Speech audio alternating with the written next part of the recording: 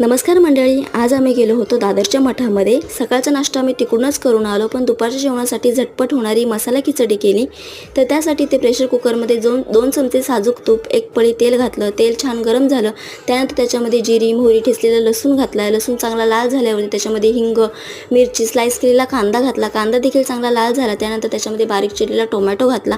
Tomato चांगला soft होईपर्यंत परतून घेतला। त्यानंतर त्याच्यामध्ये सगळे सुके मसाले घातले, ते देखील 1-2 मिनिटभर तेलामध्ये छान असे परतून घेतले। त्यानंतर त्याच्यामध्ये मटार घातली, तांदूळ आणि मुगाची डाळ घातली, ते सुद्धा छान असं परतून घेतलं। त्यानंतर त्याच्यामध्ये पाणी घातलं, चवीपुरतं मीठ घातलं आणि प्रेशर कुकरचं झाकण लावून एक साधारण 4 शिट्ट्या काढून घेतल्या।